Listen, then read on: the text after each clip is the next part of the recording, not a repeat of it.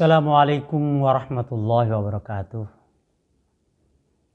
Alhamdulillahirabbil alamin wa bihi nasta'inu ala umuri dunya waddin. Asyhadu an la ilaha illallah wahdahu la syarikalah wa asyhadu anna Muhammadan abduhu wa rasuluh.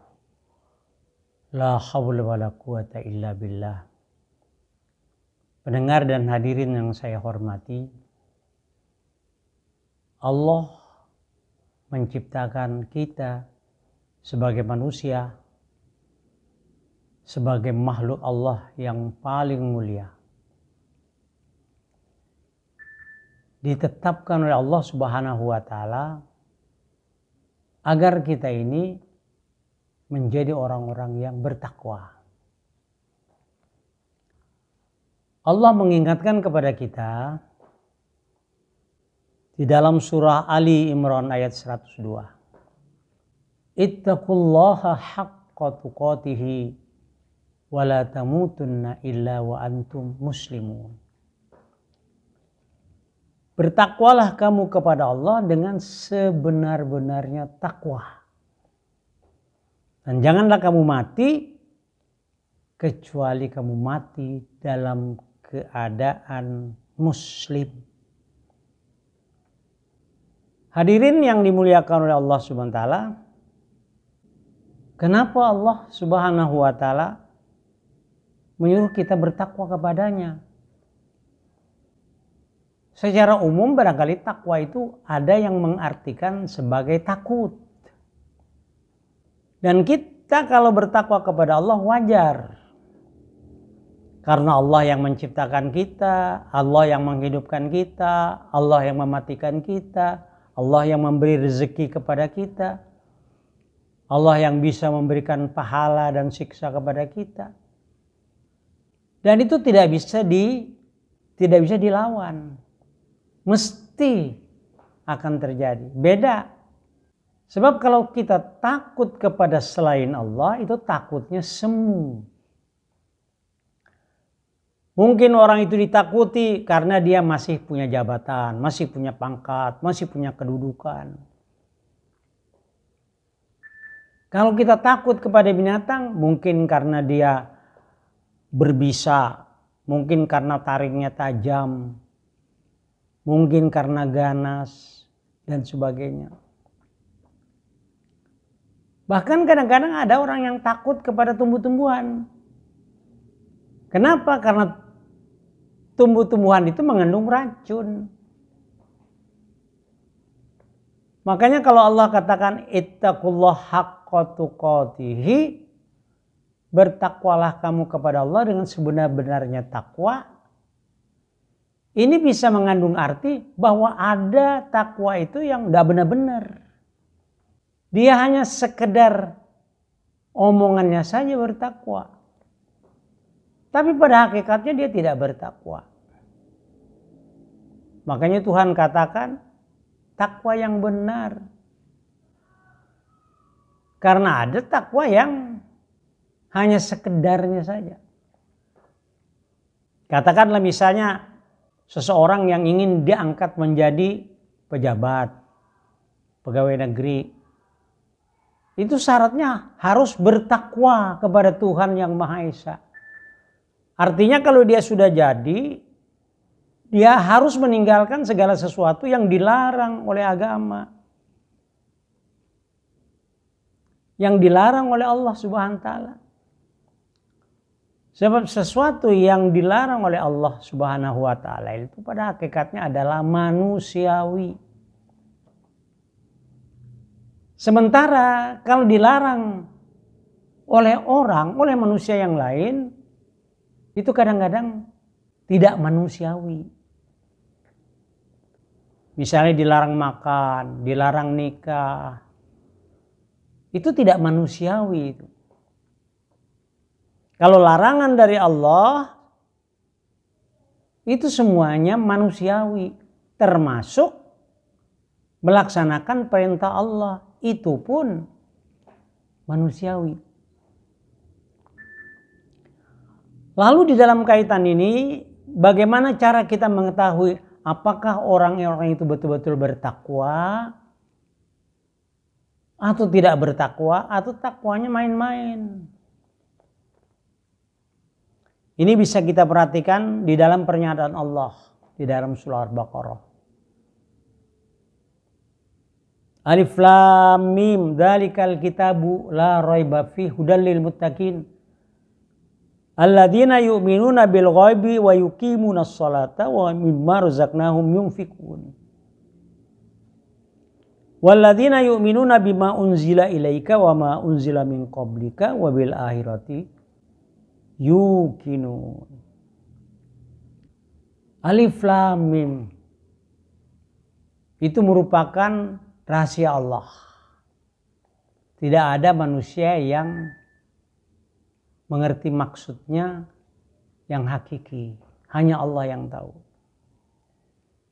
Kemudian Allah Subhanahu wa taala menurunkan kitab sebagai petunjuk. Kitab yang diturunkan Allah itu adalah sebagai petunjuk karena dia tidak bisa berubah sampai hari kiamat. Dia merupakan undang-undang, ketentuan, peraturan yang telah ditetapkan oleh Allah. Berbeda dengan undang-undang, peraturan yang dibuat oleh manusia. Tahun ini dibuat, tahun yang akan datang berubah. Bulan ini dibuat, bulan yang akan datang berubah. Minggu ini dibuat, minggu yang akan datang peraturannya berubah. Hari ini dibuat, itu kadang-kadang besok peraturan bisa berubah. Sementara aturan yang ditetapkan oleh Allah Subhanahu wa taala tidak berubah. Oleh sebab itu, maka dia tepat dijadikan bagi orang-orang yang bertakwa. Hudal lil muttaqin. Sebagai petunjuk bagi orang-orang yang bertakwa. Sekarang kita ingin tahu pasti orang yang bertakwa itu bentuknya seperti apa, jenisnya seperti apa, warnanya seperti apa, modelnya seperti apa. Yang pertama, orang yang bertakwa itu adalah orang yang percaya kepada yang gaib, yang tidak tampak. Dia harus percaya kepada malaikat, harus percaya kepada surga, harus percaya kepada neraka, bahkan harus percaya kepada iblis dan setan. Percaya dalam arti memahami bahwa iblis dan setan itu ada. Bukan percaya mengikuti apa yang dikerjakan, apa yang ditiupkan, apa yang dibisikkan oleh iblis dan jin. Dengan kita mempercaya bahwa jin dan iblis itu ada, kita harus hati-hati. Seperti halnya barangkali di dalam peperangan. Kalau kita meyakini bahwa di jalan itu ada bom, maka kita harus hati-hati. Jangan sampai kita terinjak bom itu. Kan sangat membahayakan. Itu yang pertama. Harus percaya pada yang gaib. Lebih-lebih kepada Allah Subhanahu wa taala. Itu adalah sesuatu yang gaib. Lalu yang kedua, tanda-tanda orang yang beriman itu dia mendirikan sholat, menegakkan sholat. Bukan hanya mengerjakan sholat. Sebab kalau sudah dikerjakan, habis sudah. Tapi kalau ditegakkan, didirikan, berarti dia harus tegak terus. Tidak boleh miring. Tidak boleh jatuh. Itu perbedaan antara mengerjakan dan mendirikan atau menegakkan.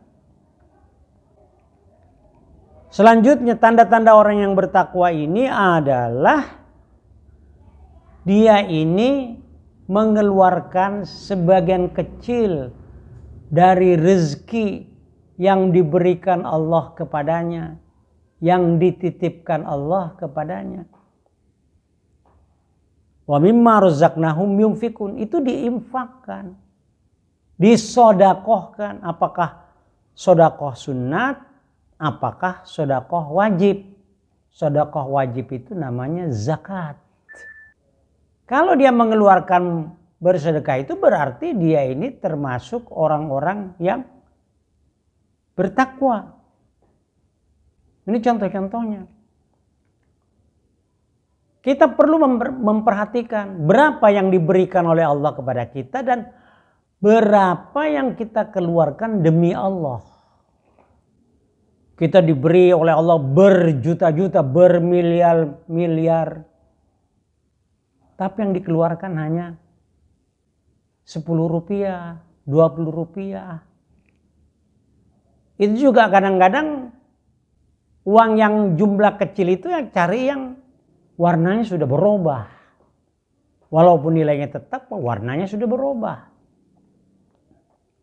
Begitu juga orang-orang yang bertakwa itu adalah orang-orang yang percaya bahwa Allah Subhanahu wa Ta'ala sudah menurunkan pedomannya, kitabnya kepada kita, kepada orang-orang Muslim.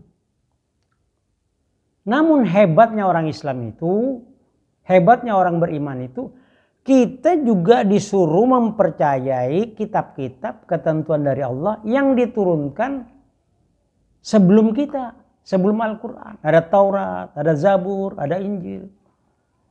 Itu dipercayai, diyakini, asal yang benar. Karena kadang-kadang kitab-kitab itu ada yang keliru, ada yang tidak lengkap, ada yang kurang, ada yang dipalsukan, dan sebagainya. Mengapa? Berbeda dengan kitab yang diturunkan oleh Allah, Allah yang menurunkan, Allah yang memelihara, Allah yang menjaga. Tapi kitab yang lain tidak. Karenanya bisa saja dipalsu, bisa saja ditambah, bisa saja dikurang. Itu bisa kita buktikan sendiri dengan membandingkan semua kitab-kitab suci yang diturunkan Allah Subhanahu wa Ta'ala kepada manusia. Dan kepada hari kiamat kita harus percaya. Kalau kita tidak percaya kepada hari kiamat, seakan-akan kita tidak percaya bahwa nanti ada balasan terhadap semua pekerjaan kita, semua perbuatan kita. Apakah perbuatan baik ataukah perbuatan jahat, itu semuanya dibalas, dinilai oleh Allah SWT dengan adil, dengan jujur, tidak kurang sedikit pun. Berbeda barangkali dengan perbuatan yang dibuat oleh manusia. Kadang-kadang balasannya tidak adil. Yang diberi katakanlah orang kaya, orang yang berpangkat, orang yang berkedudukan tinggi, orang yang punya harta berlebihan. Yang miskin tidak diberi. Nah, ini termasuk orang-orang yang tidak percaya bahwa nanti di yaumil qiyamah itu akan dibalas sesuai dengan apa yang dikerjakannya. Wa may ya'mal mithqala dzarratin khairan yarah wa may ya'mal mithqala dzarratin syarran yarah. Kalau kita berbuat kebaikan, maka Allah SWT akan membalas kebaikan itu setimpal dengan yang kita lakukan. Walaupun kecil, kecil juga balasannya. Walaupun hebatnya di dalam Islam, perbuatan baik walaupun kecil dilipat gandakan oleh Allah SWT. Begitu juga perbuatan jahat, pasti akan dibalas oleh Allah Subhanahu wa Ta'ala. Hadirin pendengar sekalian yang saya hormati, begitulah hal-hal yang berkaitan dengan tanda-tanda orang yang bertakwa, agar supaya kita lebih memahaminya dengan baik. Kurang lebihnya saya mohon dimaafkan. Wassalamualaikum warahmatullahi wabarakatuh.